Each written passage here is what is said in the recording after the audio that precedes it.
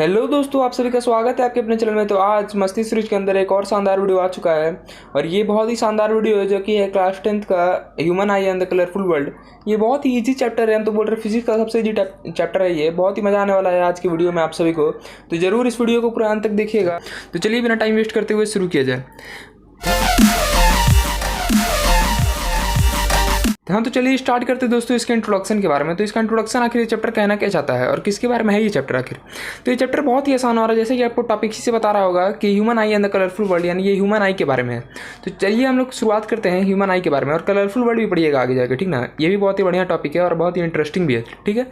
तो चलिए बात करते हैं हम लोग ह्यूमन आई के बारे में। तो देखिए ह्यूमन आई का आपके पास फोटो आ जाएगा ना, स्क्रीन पे फोटो आ जाएगा ह्यूमन आई कैसा होता है और उसके में क्या क्या लेबलिंग रहता है, फंक्शन।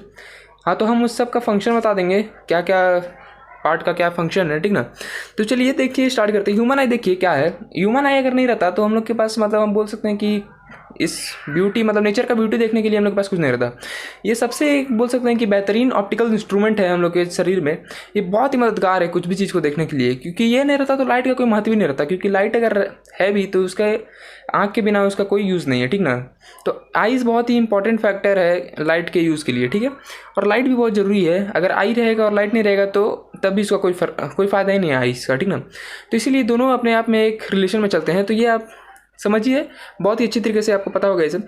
और आगे हम जैसे कि आप सभी को पता है कि पिछले चैप्टर में हम लोग रिफ्लेक्शन और रिफ्रैक्शन किए थे, क्लास 10 का मतलब फिजिक्स का पहला चैप्टर। तो वो भी आप जरूर देख लीजिएगा, क्योंकि उस सब का थोड़ा सा यहाँ पे यूज़ होने वाला है, तो उससे आपको और अच्छी तरीके से समझ में आएगा ये चैप्टर, ठीक ना। तो चलिए बात करते हैं ह्यूमन आई के फंक्शनिंग के बारे में और क्या क्या पार्ट रहते हैं इसमें। सबसे पहले पार्ट्स की बात करते हैं। तो सबसे पहले क्या रहता है, सबसे पहले देखिए ह्यूमन आई का फ्रंट लेयर में रहता है कि कॉर्निया रहता है। कॉर्निया क्या रहता है ना, एक आउटर मेम्ब्रेन रहता है, आउटर और ट्रांसपेरेंट मेम्ब्रेन रहता है, जो कि आँख के बाहरी पार्ट में रहता है, सबसे बाहरी पार्ट में, ठीक है। जो कि क्या करता है ना, लाइट एंट्रिंग के लिए यही रिस्पॉन्सिबल रहता है कि आँख से सबसे पहले एंटर करता है ना इसमें, तो ये कॉर्निया ही से एंटर करता है, ठीक है। उसके बाद बात करते हैं एक्वस ह्यूमर, ठीक है। प्रोनाउंसिएशन में मत दीजिएगा, चलिए ठीक है। एक्वस ह्यूमर क्या रहता है, तो ये देखिए ये कॉर्निया के बीच में रहता है, ठीक ना। आई लेंस और कॉर्निया के बीच में एक लिक्विड लाइक सब्सटेंस रहता है, जो कि सलाइन वाटर से फिल्ड रहता है ना, ये पार्ट। इसी को एक्वस ह्यूमर, यही सलाइन वाटर रहता है जो कि कॉर्निया और लेंस के बीच का पार्ट में फील्ड रहता है, ठीक। आगे बात करते हैं तो एक विट्रस ह्यूमर रहता है, ये भी लिक्विडी सब्सटेंस रहता है। ये 80% ऑफ द आईबॉल को ये कवर करता है, ठीक ना। ये मतलब ये लिक्विड सब्सटेंस रहता है जो कि बीच में रहता है आईबॉल के, ठीक है।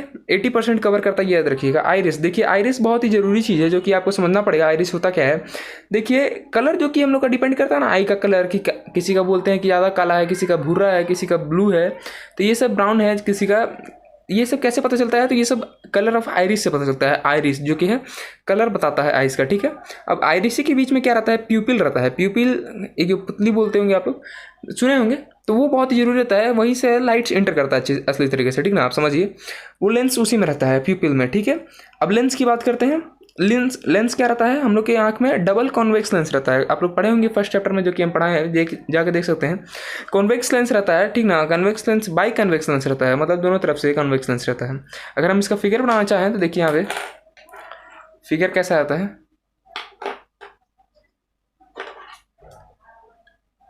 हाँ, तो आप समझिए कि बाई कन्वेक्स लेंस रहता है, ठीक है। वहाँ पे आप आईज का फोटो में भी देख सकते हैं कि कैसा रहता है, ठीक है।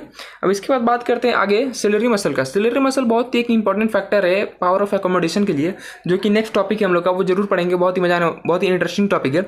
तो उसमें ये क्या करता है ना, ये फोकल लेंथ को एडजस्ट करने में हेल्प करता है सिलेरी मसल, ठीक है। तो ये भी हम लोग पढ़ेंगे। उससे पहले चलिए उसके बाद क्या है, रेटिना। रेटिना सबको पता ही होगा, नाम कभी ना कभी आपने सुना ही होगा रेटिना का। जानते नहीं है तो चलिए आज फंक्शन इसका भी जान लीजिए क्या होता है रेटिना का फंक्शन। रेटिना का फंक्शन होता है कि कोई भी अगर लाइट आया और वो कोई भी हम लोग इमेज देख पाते हैं ना, तो रेटिना ही की मदद से देख पाते हैं। लाइट तो एक माध्यम है, चलिए मानते हैं, पर असल में हम लोग देख पाते हैं रेटिना ही की वजह से, क्योंकि रेटिना क्या रहता है ना, एक आप बोल सकते हैं कि मेम्ब्रेन रहता है, जो कि क्या करता है ना, बहुत सारे सेल्स को कंस्टिट्यूट करता है, जैसे कॉन्स और रॉड सेल्स को, ठीक ना। ये आगे फंक्शनिंग ऑफ आई में पढ़िएगा कि इन दोनों का क्या फंक्शन रहता है। और यही रेटिना किससे कनेक्टेड रहता है, ये ऑप्टिकल नर्व से कनेक्टेड रहता है, जो कि ब्रेन से डायरेक्ट कनेक्ट रहता है, ठीक ना। नर्व्स वो ब्रेन से कनेक्ट रहता है, और जो भी आप इन्फॉर्मेशन लाइट की मदद से आता है आँख को, वो डायरेक्ट वो ब्रेन की तरफ सप्लाई कर, सिग्नल ट्रांसमिट कर देता है, ठीक है। रेटिना का यही काम रहता है, ठीक है। आगे बात करते हैं हम लोग स्क्लेरा का। स्क्लेरा है, ये क्या होता है स्क्लेरा, ये होता है वाइट ऑफ द आई, ठीक ना। वाइट पार्ट आप जो भी देखते हैं ना हम लोग का आई का, मतलब आइरिस को छोड़ के जो भी हम लोग का वाइट पार्ट दिखता है वो क्या रहता है, वो स्क्लेरा रहता है, ठीक है। ये बहुत ही सिंपल सा टॉपिक था। अब इसके बाद हम लोग आगे अब बात कर देते हैं फंक्शनिंग ऑफ आई का। आई आखिर फंक्शनिंग कैसे करता है हम लोग का आँख, दिखता कैसे है कोई भी इमेज को, ठीक है। तो ये बहुत ही सिंपल सा टॉपिक है। देखिए होता क्या है ना कि कोई भी लाइट आता है, इंटर करता है, ठीक ना। हम लोग का मतलब आइज में कोई भी लाइट इंटर करता है तो उसके बाद होता क्या है, उसके बाद वो लाइट क्या करता है, कॉन्वेक्स लेंस से बाई कॉन्वेक्स लेंस से पार करता है, रेटिना में जाके वो रेटिना में हिट करता है, ठीक ना। रेटिना के कॉन्टैक्ट में आने से वहाँ पे दो सेल्स, हम जैसे कि बताएं आपको, दो सेल्स रहता है वहाँ पे, रॉड्स और कॉन्स, ठीक है। वो दो सेल्स रहता है। रॉड का क्या काम रहता है, वो लाइट को सेंसिटिव करता है, लाइट सेंसिटिव सेल्स रहता है, ठीक ना। वो लाइट के इंटेंसिटी को पता करता है, ठीक है, कितना मतलब हाई इंटेंसिटी का लाइट है। कभी कभी आपने देखा हो कि ज़्यादा लाइट रहता है तो आँख अपने आप बंद हो जाता है, बंद होने लगता है। ये सब काम रहता है, ये सब सिलेटरी मसल का भी कुछ काम रहता है, ठीक है। अब इसके बाद बात करते हैं कॉन्स का। कॉन्स क्या करता है, कलर सेंसिटिव रहता है, ये कलर को पता करता है कि कौन सा कलर है वहाँ पे, ठीक ना। ये याद रखिएगा, ये सब क्या रहता है। और ये सब जो भी इन्फॉर्मेशन मिलता है वो डायरेक्ट से जाता है ऑप्टिक नर्व्स के द्वारा ब्रेन को, ठीक है। ऐसे ही हम लोग का आई फंक्शनिंग करता है, ठीक। अब बात करते हैं पावर ऑफ एकोमोडेशन का। यहाँ पे देखिए पावर ऑफ एकोमोडेशन बहुत ही जरूरी फैक्टर है। और ये क्या करता है power of accommodation, power of accommodation क्या रहता है ना, एक प्रोसेस रहता है जो कि सिलरी मसल से द्वारा किया जाता है। ये क्या करता है, सिलरी मसल फोकल लेंथ को एडजस्ट कर देता है। मान लीजिए हम लोग कुछ दूर का चीज़ देखना है तो किसके वजह से देखते हैं हम लोग, और कुछ पास का देखना होता है हम लोग। अचानक कभी कभी दूर का देखते हैं फिर तुरंत पास का देखते हैं। तो ये सब जो हम लोग एडजस्टमेंट ऑफ फोकल लेंथ होता है ना, फोकल लेंथ की वजह से देख पाते हैं। लेंस का जो फोकल लेंथ रहता है, जो कि आप पढ़ेंगे इससे पहले वाले चैप्टर में पढ़े होंगे, फोकल लेंथ क्या होता है। तो फोकली लेंथ की वजह से हम लोग एक अचानक दूर का देख पाते हैं और तुरंत हम लोग नज़दीक का देख पाते हैं। तो ये किसकी वजह से होता है, सेलरी मसल रहता है, ठीक है। वो मसल क्या करता है, अगर आपको अगर दूर का देखना होगा तो वो क्या करता है, तो उसे लंबा कर देता है उसके फोकल लेंथ को, ठीक है, पतला कर देता है। और अगर उसी के पास को देखना होगा तो उसको थोड़ा सा प्रेस कर देता है, तो उसको आपको क्लोज फोकस मिल जाता है, उसका फोकस बदल देता है। समझ रहे हैं ना, फोकस सिंपल सा आप जैसे कि भाषा में समझ जाइएगा कि फोकस चेंज कर देता है सिलरी मसल, ठीक है। अब बात करते हैं आगे जो कि टॉपिक है, जो कि defect of vision and their correction. मतलब विजन में कुछ कुछ डिफेक्ट्स आते हैं, समझ में आ रहा है ना आपको, कुछ कुछ प्रॉब्लम्स आ जाते हैं विजन में। तो उसी का क्या क्या वो डिफेक्ट रहते हैं और कैसे उसको करेक्ट किया जाता है, ठीक है। सबसे पहले हम लोग पढ़ेंगे मायोपिया। मायोपिया क्या होता है, देखिए मायोपिया होता है, आप बोल सकते हैं कि नियर साइटनेस होता है, ठीक ना। नज़दीक का चीज़ आपको दिखता है उसमें, पर दूर का नहीं दिख पाता है, तो इसी को मायोपिया बोलते हैं। हाँ, तो वो कैसे होता है मायोपिया, जब वो आईबॉल अपने साइज से, नॉर्मल साइज से अगर वो बड़ा हो जाता है तो उसी की वजह से क्या होता है कि फोकल लेंथ में चेंज आने की वजह से, रेडियस मतलब कर्वेचर, कॉर्निया के कर्वेचर में चेंज आने की वजह से क्या होता है कि हम लोग को मायोपिया हो जाता है। मतलब किसी को भी मायोपिया हो जाता है और उससे क्या होता है कि हम लोग को नज़दीक का दिखता है, दूर का अच्छे से नहीं दिख पाता है, धुंधला हो जाता है, ब्लरनेस आ जाता है, ठीक ना। यही होता है मायोपिया का, सिंपल है। और उसका करेक्शन की बात करें तो उसको कॉन्केव लेंस, और कॉन्केव लेंस उसका करेक्शन होता है, ठीक ना। कॉन्केव लेंस लगाइएगा अगर प्रॉपर फोकल लेंथ का, अगर वो चेक करके पता चलेगा कितना फोकल लेंथ का आपका वो है, तो उसके बाद क्या लगता है वो करेक्ट हो जाएगा आपका वो डिफेक्ट, ठीक ना। कॉन्केव लेंस से होता है इसका करेक्शन, याद रखिएगा। हाँ, तो चलिए इसके बाद बात करते हैं हाइपरमेट्रोपिया का, ठीक है, नज़दीक का थोड़ा ब्लर हो जाता है, ठीक है। तो ये क्या होता है, इसमें भी यही होता है। इसमें आप समझिए क्या होता है, इसमें फोकल लेंथ लंबा हो जाता है, ठीक ना। इसमें डिफेक्ट होता क्यों है, जब फोकल लेंथ लंबा जाता है आई का लेंस का, तो इसकी वजह से होता है, या फिर आई बॉल छोटा हो जाता है। इसमें पहले उसमें बड़ा होता था आई बॉल और इसमें छोटा हो जाता है आई बॉल, ठीक है। इसी की वजह से होता है ये हाइपरमेट्रोपिया, ठीक है। और इसका कैसे करेक्शन किया जाता है, तो इसको बाई कॉन्वेक्स लेंस से या फिर कॉन्वेक्स लेंस से आपको इसका करेक्शन हो सकता है, ठीक है, बहुत ईजी था। इसके बाद प्रेस बायोपिया, आप समझ लीजिए प्रेस बायोपिया क्या होता है। प्रेस बायोपिया अक्सर बूढ़े लोग को देखा जाता है, क्योंकि बूढ़े लोग का क्या होता है ना कि सेलरी मसल वीक हो जाता है, और उसके वीक होने के कारण से क्या होता है कि वो सेलरी मसल अच्छे से फंक्शन नहीं कर पाता है और फोकल लेंथ को अच्छे से अपने तरीके से एडजस्ट नहीं कर पाता है। तो उसी की वजह से क्या होता है कि प्रेस बायोपिया एक विजन का डिफेक्ट वहाँ पे साबित हो जाता है, सामने आता है, जो कि ना दूरी का अच्छा से दिखता है ना पास ही का अच्छा है, ठीक है, अपने से।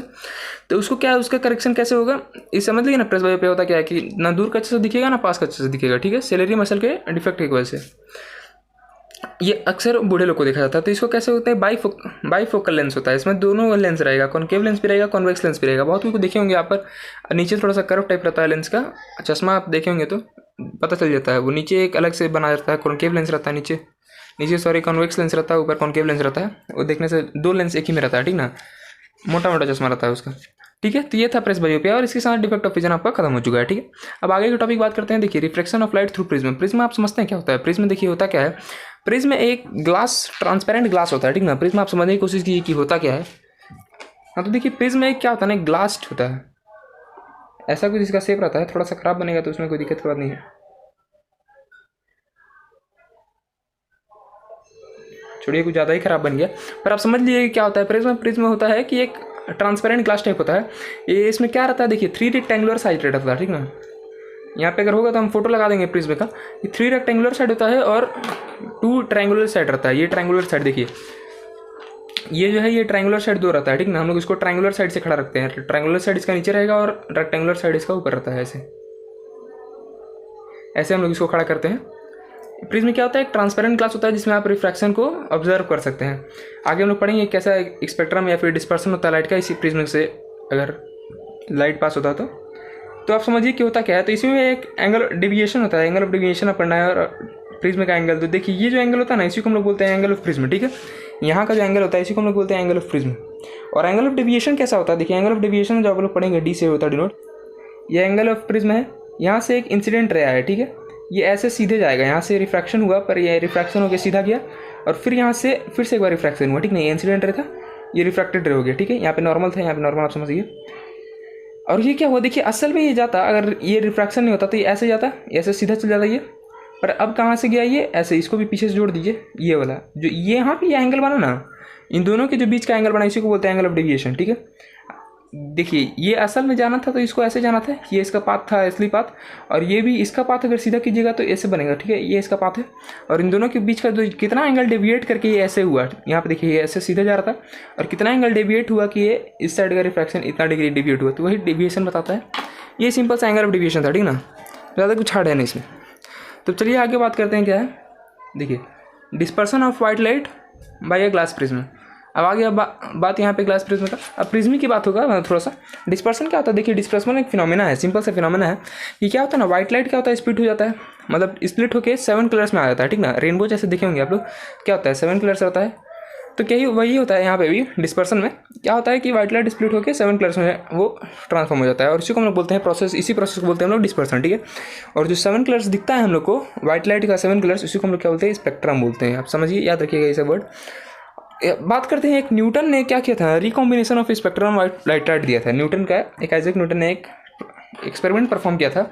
उसमें इन्होंने क्या किया था, देखिए 2 प्रिज्म को रखा था इन्होंने, एक ऐसा रखा था और इन्होंने प्रिज्म को उल्टा रख दिया था, ठीक ना, और बोला कि अगर वाइट लाइट यहाँ से पास हुआ और यहाँ पे डिस्पर्सन हुआ और फिर से यहाँ पे वाइट लाइट निकला तो ये वाइट ही लाइट निकलेगा, ठीक ना, डिस्पर्सन होकर 7 कलर नहीं, यहाँ पे वाइट ही लाइट निकलेगा। समझ में आ गया आपको क्या बोले हम, कि देखिए अगर वाइट लाइट यहाँ से पास हुआ, ठीक ना, यहाँ से वाइट लाइट घुसा, फिर यहाँ पे डिस्पर्सन हुआ और फिर यहाँ से वाइट लाइट निकलेगा, ये आप याद रखिएगा, वहाँ से रेनबो मतलब 7 कलर्स नहीं निकलेगा, यहाँ से वाइट ही लाइट निकलेगा, ठीक ना। ये रिकॉम्बिनेशन हो जाता है, डिस्पर्सन होकर फिर से वो सब कलर मिलकर वाइट बना देता है, ठीक ना, ये आप समझिएगा। ये एक प्रोसेस जो कि एक्सपेरिमेंट परफॉर्म किया गया था आइजैक न्यूटन के द्वारा, बहुत ही सिंपल सा परफॉर्मेंस था, ठीक है। अब एटमॉस्फेरिक रिफ्रैक्शन की बात करते हैं, तो ये बहुत ही शानदार टॉपिक है और आपको पढ़ने में बहुत मजा आएगा। एटमॉस्फेरिक रिफ्रैक्शन होता क्या है, तो एटमॉस्फेरिक रिफ्रैक्शन होता कैसे, देखिए एटमॉस्फेरिक रिफ्रैक्शन होता है, रिफ्रैक्शन तो जैसे कि पता है क्या होता है कि एक प्रोसेस रहता है जिसमें कि क्या होता है कि लाइट बेंड कर देता है, किसकी वजह से, मीडियम के चेंज होने की वजह से लाइट बेंड कर देता है, अपना वेलोसिटी चेंज करता है। समझ में आ रहा है आपको, लाइट जो रहता है उसका वेलोसिटी चेंज हो जाता है, हाँ ठीक है, आपको समझ में आ गया क्या होता है। तो अब यहाँ पे देखिए एटमॉस्फेरिक रिफ्रैक्शन होता कैसे, सिंपल सा प्रोसेस है। यहाँ पे चेंज इन गैस का टेम्परेचर बोल सकते हैं कि मतलब डिफरेंट गैसेस की वजह से यहाँ पे एटमॉस्फेरिक रिफ्रैक्शन होता है, एटमॉस्फेरिक रिफ्रैक्शन होता है, ठीक ना। मतलब गैस का दूसरा मतलब कोई ठंडा गैस है कोई गर्म गैस है, तो यही मीडियम का डिफरेंस बन गया वहीं पे और उसी डिफरेंस की वजह से क्या हो जाएगा, रिफ्रैक्शन हो जाएगा। सिंपल सा प्रोसेस है, इसमें ज़्यादा कुछ है नहीं। तो चलिए इसका फिनोमेना पढ़ते हैं। इसमें 2 फिनोमेना आपको पढ़ना है, एक ट्विंकलिंग ऑफ स्टार है और एक एडवांस सनलाइट और डिले सनसेट है। यह बहुत ही आसान है, आप आसानी से पढ़ जाएगा, आपको पता चलेगा इस पढ़ने के बाद, एटमॉस्फेरिक रिफ्रैक्शन पढ़ने के बाद कि तारा चमकते क्यों है, ट्विंकल क्यों करता है, ठीक ना।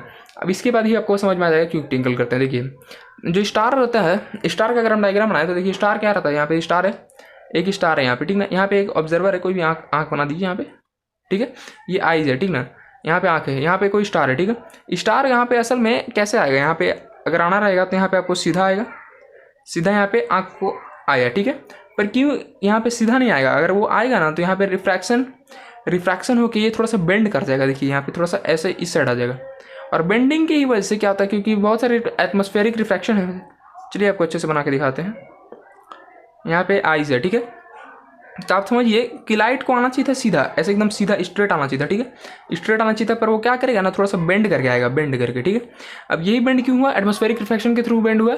अब यही बेंड की वजह से हम लोग क्या दिखेगा, हम लोग को तो अपेरेंट ऐसा दिखेगा, यहाँ से सीधा हम लोग लाइट लेके जाएंगे तो यहाँ पे दिखेगा हम लोग को, तो हम लोग को थोड़ा ऊपर दिखता है। कोई भी स्टार आता है ना तो असल में से हम लोग को थोड़ा ऊपर दिखता है, क्यों, क्योंकि वो बेंड करके आया ना, एटमॉस्फेरिक रिफ्रैक्शन और डिफरेंस की वजह से, गैस के डिफरेंस की वजह से, मतलब एयर के बोल सकते हैं, एयर के डिफरेंस की वजह से, सॉरी, उसकी वजह से क्या होता है कि यहाँ पे एटमॉस्फेरिक रिफ्रैक्शन होता है और यहाँ पे हम लोग को थोड़ा सा हायर दिखता है और थोड़ा सा अलग जगह पे दिखता है। तो देखिए ट्विंकल क्यों करता है ना, क्योंकि देखिए कभी कोई वार्म गैस है, कभी कोई ठंडा गैस है, तो क्या होता है यहाँ पे कंटिन्यूसली चेंज होता रहता है इसका, मतलब थोड़ा सा कभी ऐसा आया, फिर रिफ्रैक्ट हो गया थोड़ा सा, फिर थोड़ा सा रिफ्रैक्ट हो गया, फिर थोड़ा सा रिफ्रैक्ट हो गया, मतलब ऐसे रिफ्रैक्टन होता रहता है, ठीक ना। तो कभी कभी उन लोग को चमकता हुआ दिखता है, कभी थोड़ा कम दिखता है। लाइट तो कॉन्स्टेंटली आ ही रहा है उधर से, इसी की वजह से होता है, चेंज की वजह से होता है, आप समझ गए होंगे। चलिए आगे बात करते हैं एडवांस सनसेट और डिले सनसेट का, कि हम लोग को थोड़ा सा पहले ही दिखता है। देखिए सूरज उगने से पहले ही हम लोग को पता चल जाता है कि सूरज उग चुका है, पर उस समय वो असल में उगा हुआ नहीं रहता है। आप एनसीईआरटी में फोटो देखिएगा क्या होता है। देखिए हम लोग का अर्थ ये होराइजन रहता है। होराइजन मतलब जहाँ तक हम लोग को दूर तक दिखता है। कभी कभी आपने फिल्म में देखा होगा कि नाव यहाँ पे सामने नाव है, दूर तक नाव है और वो अंदर नीचे जाते जा रहा है, तो वास्तव में होराइजन रहता है कि जितना दूर तक सीधा दिख सकता है हम लोग को दिखता है। तो मान लीजिए सन अभी यहाँ पे, ठीक है, पर हम लोग को अभी ही वो वहाँ पे दिखने लगता है। क्यों? क्योंकि सन का रेज यहाँ पे आता है तो वो क्या करता है ना, सीधा नहीं आने का, सीधा आएगा तो यहाँ पे आएगा, पर रिफ्रैक्शन की वजह से क्या होता है कि वो यहाँ पे आता है, रिफ्रैक्शन की वजह से, ठीक है। तो यही रिफ्रैक्शन की वजह से हम लोग को यहाँ पे दिखता है, यहाँ पे असल में वो, पर असल में वो नीचे ही रहता है। तो इसी को बोलते हैं एडवांस सनसेट। और डिले में भी सेम यही रहता है, यहाँ पे आता है पर चेंज होने के बाद हम लोग को क्या लगता है कि नीचे से आता है, तो यहाँ पे लगता है कि हम लोग को वो जा चुका है, पर वो 2 मिनट का डिफरेंस रहता है दोनों में, ठीक है, डिले सनसेट और एडवांस सनराइज में, ठीक है। ये सिंपल सा फॉर्मेशन था, सिंपल सा फंडा था। स्कैटरिंग ऑफ लाइट समझिए, स्कैटरिंग ऑफ लाइट क्या होता है, नेक्स्ट टॉपिक जो है स्कैटरिंग ऑफ लाइट, बहुत ही सिंपल है। देखिए स्कैटरिंग ऑफ लाइट होता कैसे है, मतलब लाइट थोड़ा सा रिफ्लेक्ट करता कैसे है, तो पार्टिकल्स की वजह से करता है। जो कि देखिए एटमॉस्फेयर में बहुत सारे पार्टिकल्स भी है ना, डस्ट हैं, फिर से कुछ अलग अलग पार्टिकल्स हैं। तो डस्ट उसकी वजह से या फिर जो भी पार्टिकल्स हैं आपके प्रेजेंट है एटमॉस्फेयर में, उनकी वजह से क्या होता है कि वाइट लाइट जो आता है, ये सन से मान लीजिए कोई भी लाइट आ रहा है, तो वो क्या होता है कि वो स्कैटर कर जाता है, वो मतलब बिखर जाता है, ठीक ना। वो शाम में देखिएगा तो इस आगे जाके पढ़ेंगे हम लोग, उसका भी एक है टॉपिक सन का, मतलब जो रेडिस क्यों होता है वो भी हम लोग पढ़ेंगे। इसी की वजह से होता है, स्कैटरिंग की वजह से। तो आप समझ गए स्कैटरिंग होता क्यों है, पार्टिकल्स की वजह से। कभी कभी आपने देखा होगा कि कोई छोटा सा क्षेत्र से अगर आपका सूरज का रोशनी आ रहा होगा घर में, तो क्या दिखता है कि पार्टिकल्स दिखता है हम लोग को, वाइट वाइट, ठीक ना, दिखता होगा आपको। ये एक टिंडल इफेक्ट का ये फैक्टर है। तो अब अगला टॉपिक हम लोग टिंडल इफेक्ट में चलते हैं। चलिए टिंडल इफेक्ट होता क्या है। टिंडल इफेक्ट वही होता है जो कि हमें आपने बताया, अभी हम बताएं आपको कि कोई मान लीजिए छोटा सा आपका ऊपर वेंटिलेशन का दिया हुआ, वेंटिलेशन है, ठीक ना। वेंटिलेशन से अगर आपका सनलाइट आया, इंटर किया घर में, तो क्या करता है ना, वो एक रे दिखता है आपको, सनलाइट पूरा दिखता है। मतलब ऐसा तो हम लोग को लाइट नहीं दिखता है कि लाइट कहाँ से पास हो रहा है, पर वो थोड़ा सा अगर होल से आएगा ना तो वो आपको दिखेगा। क्यों दिखता है? क्योंकि स्कैटर कर देता है, वहाँ पे जो पार्टिकल्स रहता है ना वो स्कैटर कर देता है सारे लाइट्स को। इसी के वजह से हम लोग को लाइट का एक्चुअल पाथ दिखता है कि स्ट्रेट लाइट यहाँ से आ रहा है सनलाइट में। कभी आप ऑब्जर्व कीजिएगा, साइंस होता ही ऑब्जर्वेशन, साइंस ऑब्जर्व नहीं कीजिएगा तो आपको समझ में नहीं आएगा, ठीक ना। एक बार ऑब्जर्व कीजिएगा और आपको जरूर समझ में आ जाएगा, ठीक है। ये होता है टिंडल इफेक्ट। टिंडल इफेक्ट बहुत ही सिंपल सा इफेक्ट था, ठीक ना। ये स्कैटरिंग ऑफ लाइट की वजह से होता है। और colour of an sky is blue. Sky colour blue क्यों होता है आप ये समझिएगा आप। अच्छा रेनबो का आपको वो पता है कैसे हम लोग करते हैं, विबग्योर। विबग्योर आपने सुना होगा कैसे हम लोग बोलते हैं विबग्योर, आप ये थोड़ा सा आप समझ सकते हैं।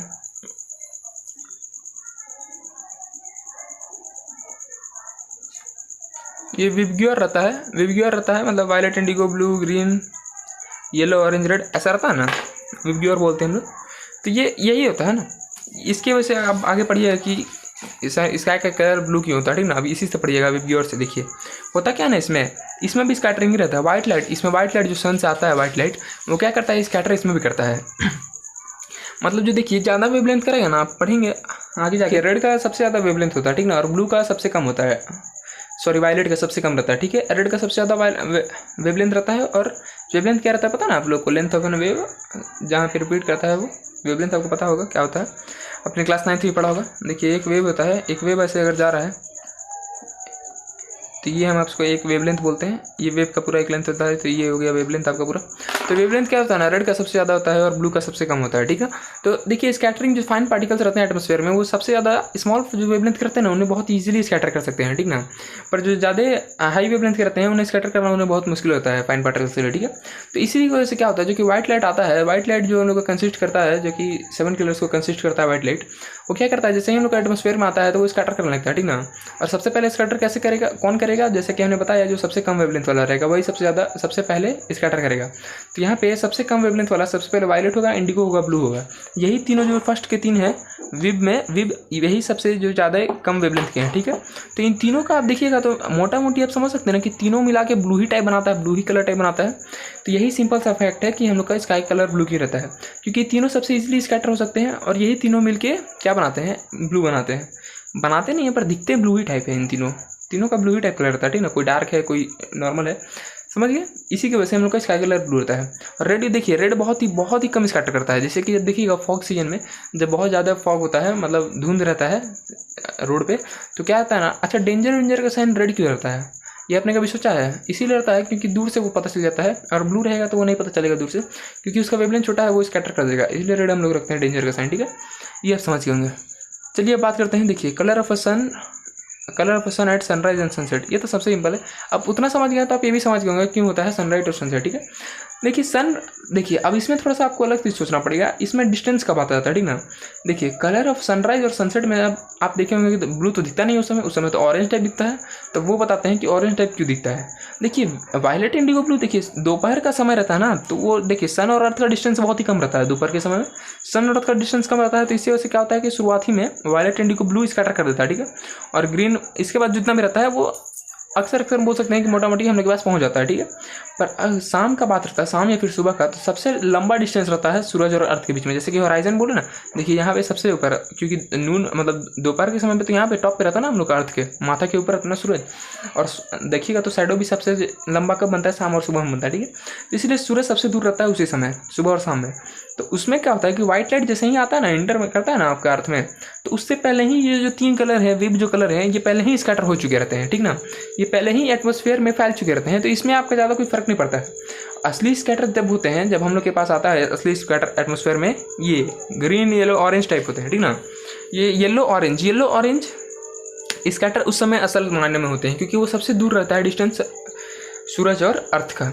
तो इसीलिए क्या होता है, वायलेट इंडिगो ब्लू जो ग्रीन रहता है, ये पहले ही स्कैटर हो चुके हैं, क्योंकि इसका वेवलेंथ बहुत ही कम है। ऑरेंज और येलो का वेवलेंथ थोड़ा सा ज़्यादा है, रेड से कम ही है, पर थोड़ा सा उन लोग से ज़्यादा है। तो इसलिए क्या करते हैं, आखिरी में आके स्कैटर करते हैं, ठीक ना, सबसे लास्ट में आके स्कैटर करते हैं। और इसीलिए हम लोग को दिखता है उस समय ऑरेंज और रेड बोल सकते हैं आप, जो भी रेड नहीं दिखता है, ऑरेंज और येलो दिखता है। असल में क्या होता है, आप समझ गए क्या होता है, लेंथ, यहाँ पर डिस्टेंस की बात आ गई है, वो दूर रहते हैं, इसीलिए हम लोग को वो लोग पहले ही स्कैटर हो जाते हैं। विब और जो जी ग्रीन वाले सब पहले ही, क्योंकि वो लोग कम वेवलेंथ के हैं, तो उन लोग तुरंत वहाँ पे स्कैटर हो जाते हैं पहले ही, बहुत आखिरी में बचते यहाँ पे ऑरेंज और येलो ही बचता है, ठीक है। तो यही दिखता है, इसी की वजह से हम लोग का कलर मतलब सनराइज और सनसेट में ऑरेंज टाइप रहता है, ठीक है। तो ये बहुत ही सिंपल चैप्टर था, और यहाँ पे आपका इस चैप्टर का समाप्ति भी हो चुका है। यहाँ पे आप देख सकते हैं, बहुत ही सिंपल चैप्टर था। हमको लगता नहीं है कि ज़्यादा हार्ड लगा होगा, क्योंकि ये फिजिक्स का, यहाँ पे आप क्लास 10 की बात करें तो सबसे ईजी चैप्टर हमें लगता है, क्योंकि ज़्यादा इसमें कुछ करने वाला है भी नहीं। बस एक बार आपको पढ़ना होगा अपने से और आपको पूरा कॉन्सेप्ट समझ में आ जाएगा बहुत ईजी वे में, ठीक है। चलिए मिलते हैं ऐसे ही कोई और शानदार वीडियो में। हम लोग ऐसे ही शानदार वीडियो लाते रहेंगे मस्ती सीरीज़ के अंदर। तो जरूर हमें मोटिवेट करने के लिए जरूर लाइक से सब्सक्राइब कीजिए, जिससे कि हमारा मोटिवेशन बना रहे ऐसे ही शानदार वीडियो लाने के लिए, और हम लोग जरूर लाते रहेंगे सही वीडियो। तो चलिए मिलते हैं कोई और सही शानदार वीडियो में। धन्यवाद।